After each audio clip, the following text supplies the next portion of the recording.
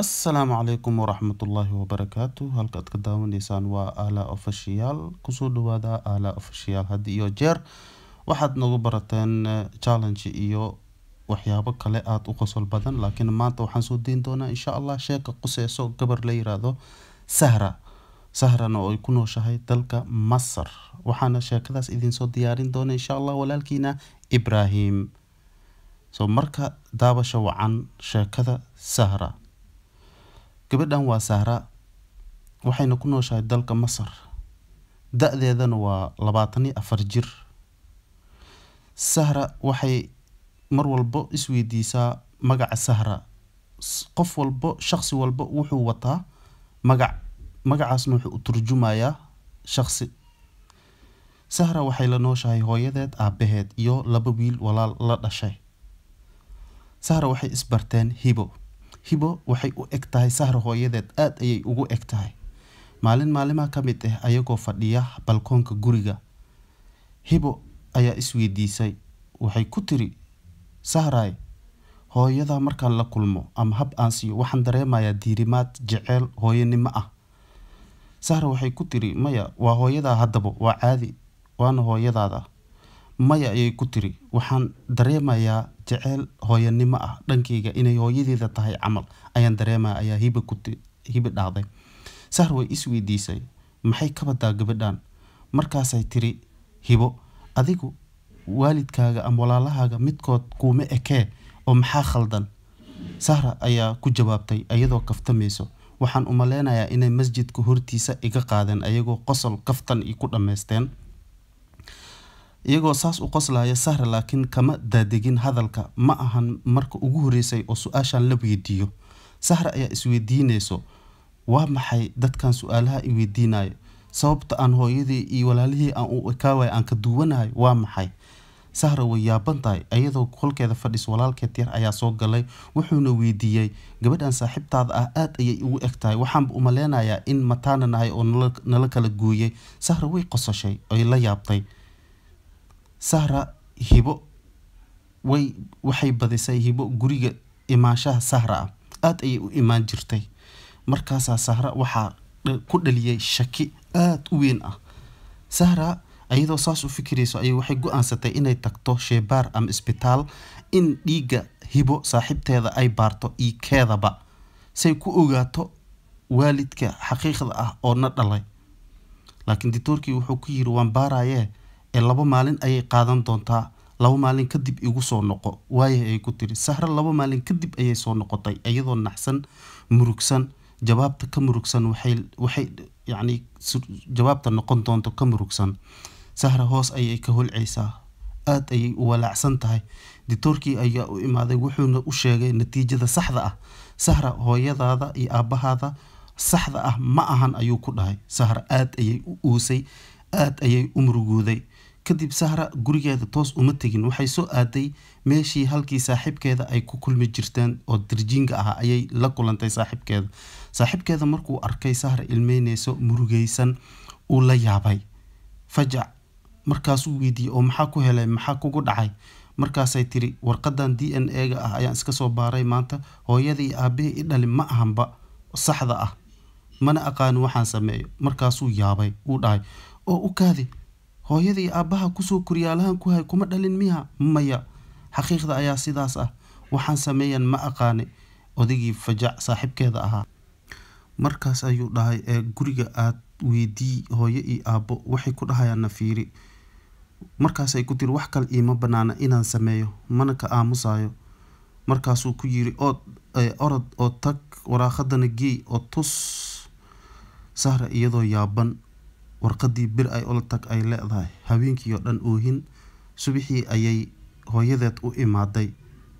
markaasay hooyadeed agteeda usoo dhawaatay. markaasaa hooyadii ku jawaabtay, Sahra kaali, halkan soo fadhiiso, sheekada nala wadaag, halkan soo fadhiiso gabadheeda. hooyadii ku tiri.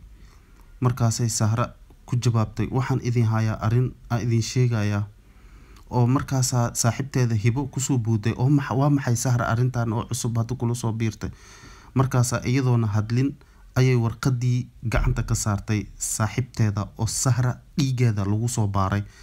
gabadhii markay fiirisay markaasay ku tiri oo kaali hooyo xanaan kuma dhalin miya hooyadii way naxday naxtin markaasay dhahday haa waa ima dhalin hooyadii rasmiga ma ah hooyadii way carootay aad bay u xanaaqday hadalkan sidee ku keentay markaasay tiri hooyo taasaa xaqiiqda ah DNA-ga gabadhan hoostaana taagan ayaa gabadhaada rasmiga ah oo aad dhashay way naxday hibo ma anin hooyadee ma qoftaan ah ayay ku tiri maxaad ku hadlaysaa sahar maanta markaasay sahar warqadii labaad ayay soo bixisay oo ka socotay hibo warqadii ayay akhrisay markaasay hibo la yaabtay hooyadiina la yaabtay gabadhiina yaaban intuu khaladka ka jiraa isweydiinayaan markaasaa aabihii gadaal ka soo qayliyay anaa idin sheegaya asigoo leh sahar oo yaaban dadkiioo dhan yaaban familkiioo yaaban aabihii ayaa soo galay qolkii oo usoo dhawaaday familkii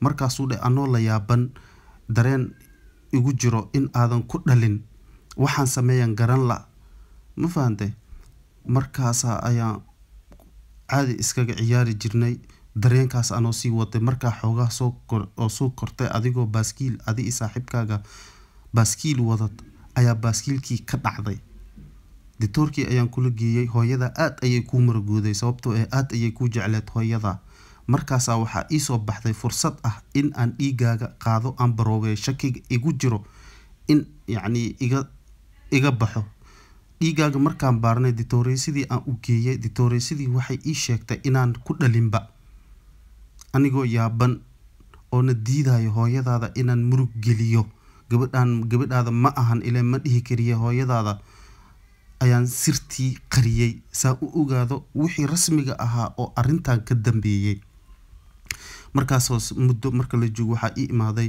asxaabteeda xaaska mid ka mid ah xaaska asxaabteeda mid ka mid ayaa ii imaaday oo aan ku dhahay soo dhawaaw markaasay igu tiri odigeyga intuusan dhimanin ayuu ii dardaarmay waxaana kuu sheegayaa arin oo asiga inta uusan dhimanin laxdada ugu dambeysay oo dhintay uu ii sheegay oo maxaaway ayuu ku yiri odayga ma ii sheegtid iyadana aad ayay u xishootay hoos ayay fiirisay war arinta ii sheeg maxaa ii qarinaysaa ayuu yiri iyadana waa murug afkeeda bir uu ku soo baxay markaasay dhahday odigeyga wuxuu jeclaa xaaskaaga xanaana way diiday dartaada sababtoo xanaan aad ayay ku jeclaad adiga odigeyga murug ayuu la fadhiistay markaasuu wuxuu go-aan ku gaaray wax idinkala geenayo inuu sameeyo markii xanaan ubadkeeda ugu horeysay gabadhan ugu horeysay ayuu ka qaaday gabadhaada rasmiga ahayd ditooreesidii ayuu lacag siiyey wuxuuna ku dhahay gabadhiina way dhimatay ku dheh markaasuu yaabay oo gabadh kale iyagoo haasaan ayuu arkay odigii markaasuu yaabay markaasuu wuxuu raadiyay ditooreesidii lacagta uu siiyey wuu waayay gabadha ditooreesada ahayd oo markaasuu odayga usdhay oo gabadheeda saxda ahayd marka aaba intay ka baxda hadduu qaaday asiga maxay ku tiri ma ogi ninkaas ciqaab ka filan wuu maray waxaan kaa barinaya inaad iska cafisid cafis ayaan kugu imaaday sidaas darteed ayaan kugu imaaday laakiin gabadhaada rasmiga meeshay jirta ma ogi kadibna iska baxday gabadhee iyadoo ooneyso odagiina yaaban wax uu sameeyay uu garan la laakiin odigii gabadhii oohin ayay joojin la'dahay ilaa iyo hadda markaasuu ku yiri aabo laakiin aniga waan ku jeclaa waan kusoo xanaaneeyey waxaana dareemay inay ahayd arintan arin xagga alle ka timaade maadaama gabadheeda rasmiga aan waayay oo adigana ku helay waxaan go-aan ku gaaray inaa hooyada ka qariyo aanba u sheeginba sababtoo ah murug ayay la dhiman lahayd xilligan sidaas ayaan hooyada ugu qariyey aan kaga aamusay kadibna sahra iyadoo murugaysan ayay aaday dhanka qolkeeda ah fajac murug la yaab ayay qolka iskaga soo xirtay habeen iyo maalin oohin ayay ka bixi weysay muddo kadib ayaa waxaa imaaday gabadhii hibo labadooda rasmi u dhalay aabba iyo hooyada xaqiiqda ah maadaama ay ogaatay inay aabaheeda sida la noolaato sahran waxay ku tiri aniga halkan meel iima banaana gabadhii hooyo iyo aabba ayaa ku yiri maya haddayba anaga ku dhalnay waan kusoo korinay haddana waa inaa guriga nala joogtaa meel uma bixaysid kadibna sahra way yaabtay talow sahra hooyadeed iyo aabaheed rasmiga waayo waa kuma halkayna joogaan halkay ka baxeen sahra ay isweydiinaysaa sheekada dhameystiran waxaad ka heli doontaan qaybta lamaad insha Allah. sidaas iyo nabadgelyo halka aad ka daawanaysaan waa Ala Official. Assalaamu calaykum waraxmatullaahi wabarakaatuh.